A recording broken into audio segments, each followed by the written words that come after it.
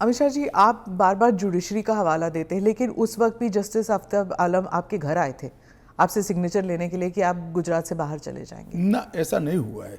आफ्ताब आलम साहब कभी मेरे घर पे आए नहीं है, ऐसी ज़रूरत भी नहीं पड़ी है। इन्होंने यहाँ रविवार के दिन स्पेशल कोर्ट बिठाकर मेरी बेल एप्लीकेशन को सुना और रिजेक्ट किया? ना, रिजेक्ट नहीं किया। इन्होंने कहा कि मुझे लगता है कि अमित शाह गृह मंत्री रहे, वो साक्ष्य को प्रभावित कर। तो मेरी जो वकील थी, इन्होंने कहा कि आपको अगर ये भय है तो जब तक बेल एप्लीकेशन डिसाइड नहीं होता हमारे क्लाइंट गुजरात के बाहर रहेंगे। वो मैंने स्टेटमेंट किया है। 2 साल आप बाहर रहे? हाँ, 2 साल में बाहर रहा, निश्चित रूप से बाहर रहा, क्योंकि 2 साल भारत के इतिहास में कभी भी किसी की बेल एप्लीकेशन 2 साल नहीं चली है। आलम साहब की कृपा से मेरी बेल एप्लीकेशन 2 साल चली, ज़्यादा से ज़्यादा बेल एप्लीकेशन 11 दिन तक चली है।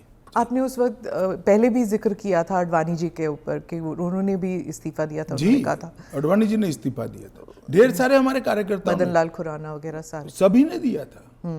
कि जब तक अरे अभी हेमंत सोरेन जी ने दिया था। ये तो एक नया संस्कृति आया अभी विगत 2 साल पहले ऐसा केस ही नहीं था कोई। सभी लोगों पर आरोप लगते थे, सब लोग इस्तीफा दे देते थे, बरी होकर राजनीति शुरू करते थे। तमिलनाडु के कुछ मंत्रियों ने इस्तीफा नहीं दिया, दिल्ली के मंत्री और मुख्यमंत्री ने इस्तीफा नहीं। और अगर इस तरह से इस समाज जीवन का, नैतिकता का स्तर आप राजनीति का और समाज जीवन का नीचे ले जा रहे हैं, इससे हम सहमत नहीं हैं।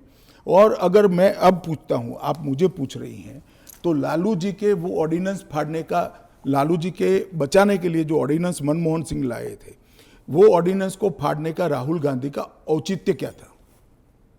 अगर उस दिन वो मोरालिटी थी तो आज नहीं है क्या?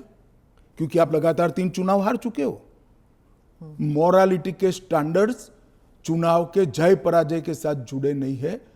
मोरालिटी के स्टैंडर्ड्स सूर्य और चंद्र की तरह हमेशा अपनी जगह पे स्थिर रहने चाहिए।